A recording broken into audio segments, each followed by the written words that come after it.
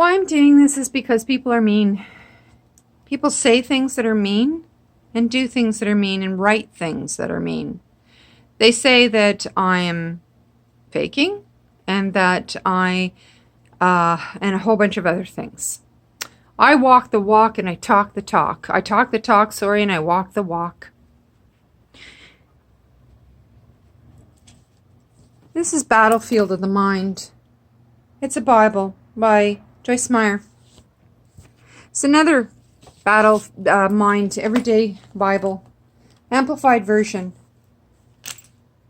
Well used. And used to say prayers for many people that I know right now. I'm going to go this way and then I'm going to sit down because my swelling in my stomach is so massive.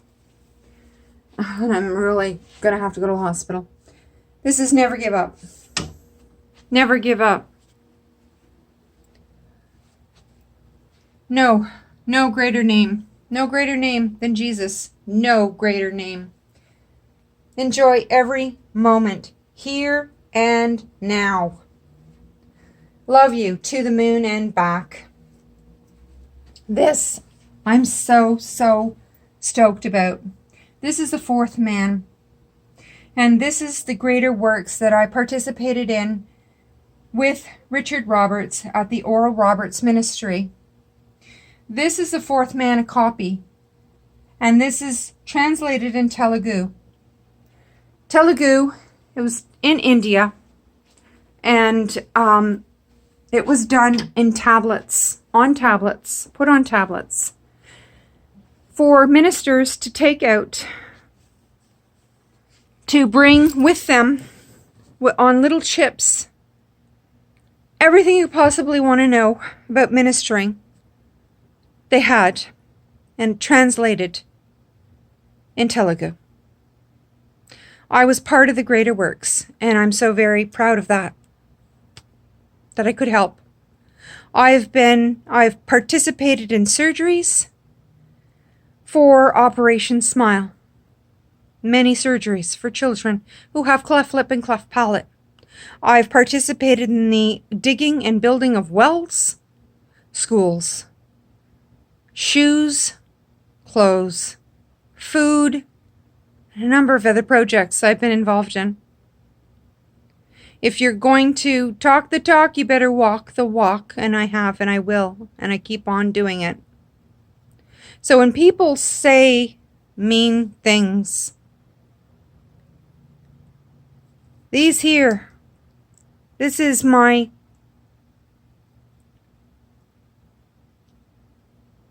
a portion of the Bible here that's in as a microchip that I got sent to me from Bethlehem. And it's the book of Psalms. This here is the Bible with the same, and that is the Bible, the whole complete 66 books has the chip in it. This is a stone from Bethlehem in Jerusalem. I have other ones here, but I feel my stomach is going to be ill very shortly. Like I said, I have and I'm holding this right now because my thing fell off, and that's why. I don't know if I showed you it on the last one, but that's my brother. And my talit, my praying, and my oils in the back, again, that I got from Jerusalem and Bethlehem. I have so many prayer books. I have Anne Graham Lutz, who has written the Daniel prayer, which I use often. They are major prayers that Daniel used and that I continue to use.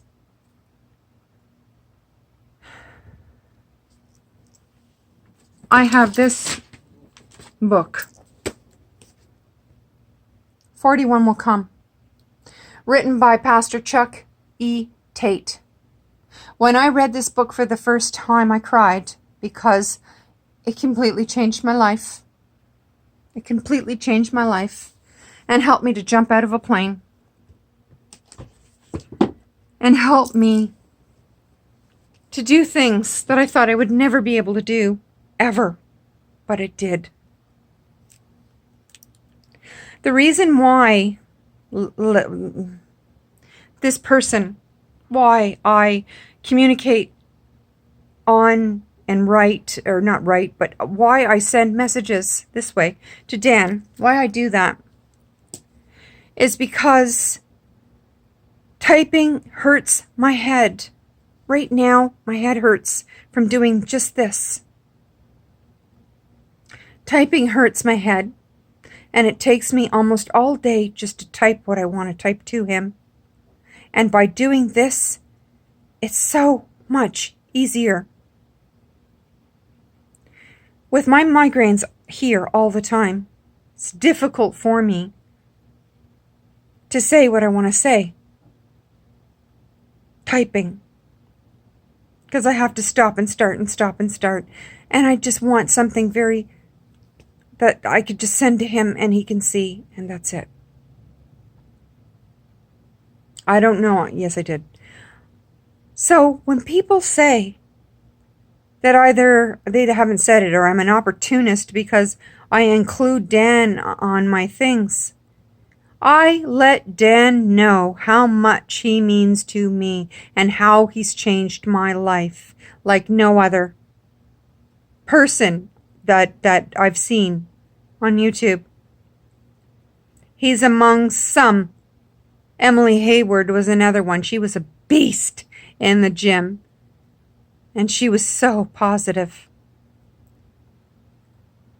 I never sent Emily messages. I never sent anybody else any messages. Dan, I have. I don't know what that connection is. I don't know, and I've said it. I don't know. But I know something is, and something has made that connection for me.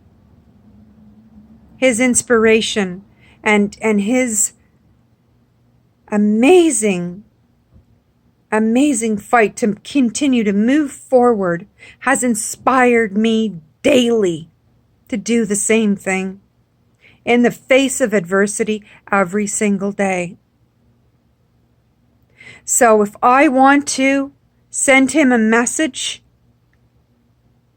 before he passes to let him know everything that he has done or meant to me in my life, then I am damn well going to do that.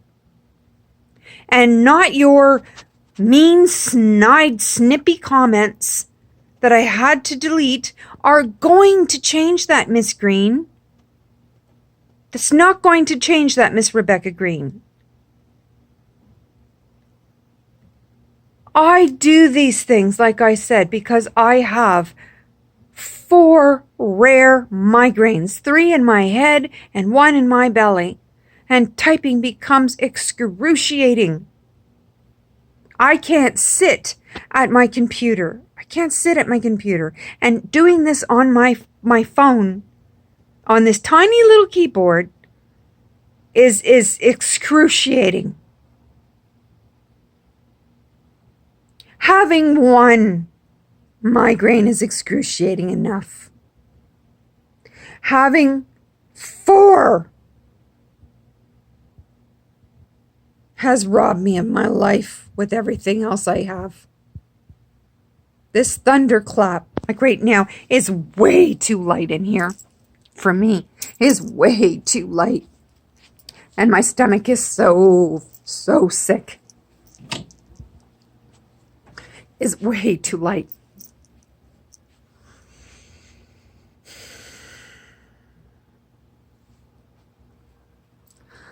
I have, I have my Wonder Bible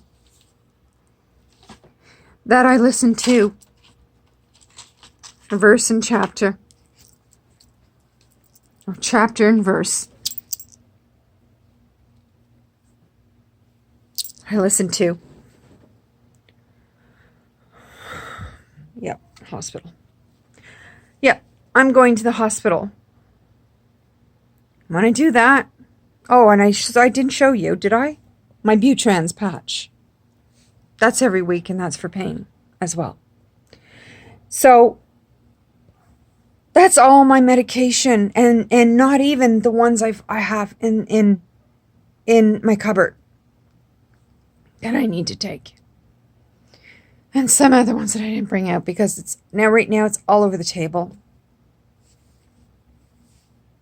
But like I said, if you had even one migraine, you would know how this feels. I have 4.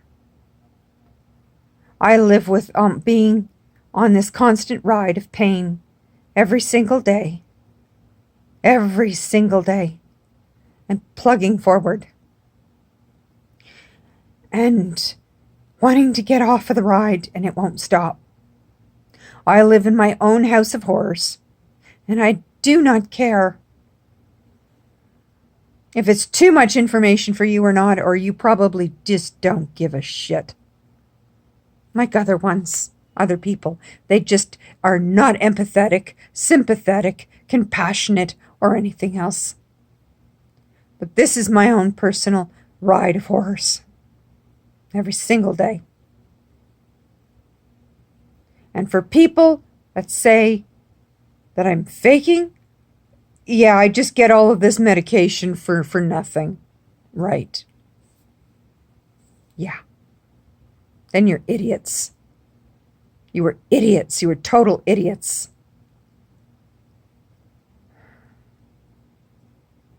My stomach right now is so swollen. I'm trying to hold the phone so that you can see. It is so swollen. There it is. See it? And it's up to my boob. Okay? Right up to here. And I look like I'm 9 months pregnant. Do you think that's fun? Do you think that's fun? No, I'm faking this. I'm a hypochondriac. Whatever the fucking thing is. I'm a hypochondriac. You think it's fun to have my stomach and my intestines swell out to that degree? You've got to have rocks in your head, lady. You've got to have rocks in your head. Give your head a shake before you write anything like that. Maybe you should check a little bit further into what you're writing and why.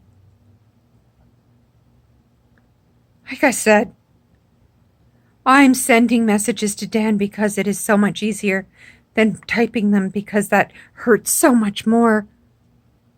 That the pain in my head is ridiculous.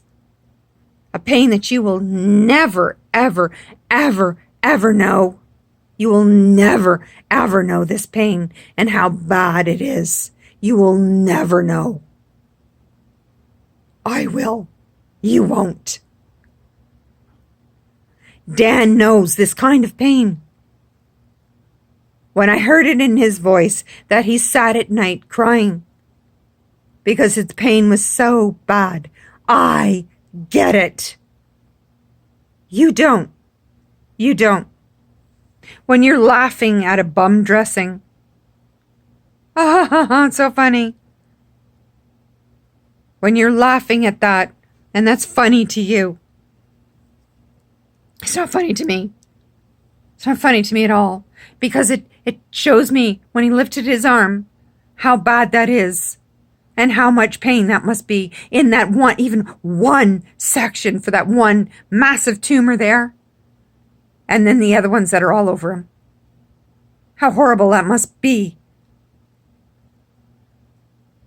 With things that are pushing his ribs apart and everything else. I associate. I get it. It happens to me. It's happening to me. With my intestines. With the swelling of them. I want to let him know that because of him, I've been able to push forward, to keep pushing forward. And I want to thank him because he's done that. I've had people call me crazy, crackpot. What? No. Why? Because I wear my heart on my sleeve? Why? Because I cried to show him how important that I think he is? And what he's done for this world, and what his legacy will continue to do to help so many millions of people. So many. So before you go and write stupid shit, park your truck, slow your roll, park your truck, and zip your lip, and maybe question why you're about to type something that's going to hurt somebody that's exceptionally ill, that has no cures, that's had cancer twice, and survived both times, only to get all of this. Maybe you can check yourself. Who's lost most of her family.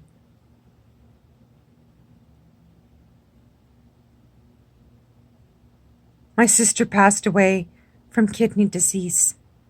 Her kidneys failed at 27. My brother passed away from esophageal cancer, and cancer behind it, at 50. My father had a massive stroke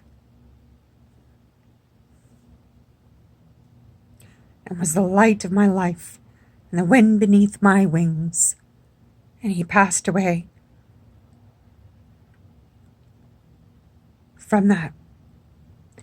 And my mother has end-stage Alzheimer's.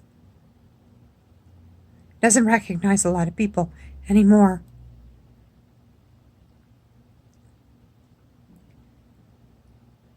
And then there's me.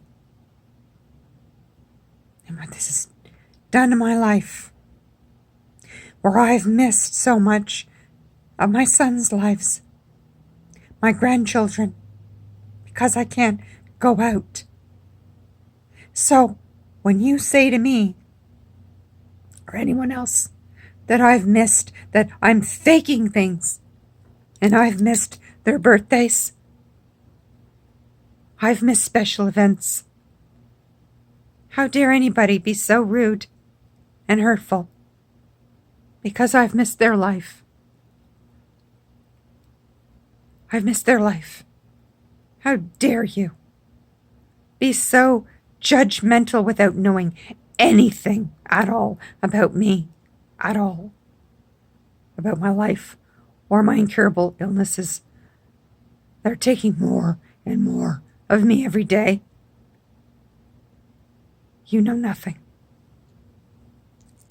So as I end my diatribe, be kind to people. And no, I don't need psychological help. Thank you. I'm real good. Thank you. Oh, and depression follows all of this too, by the way.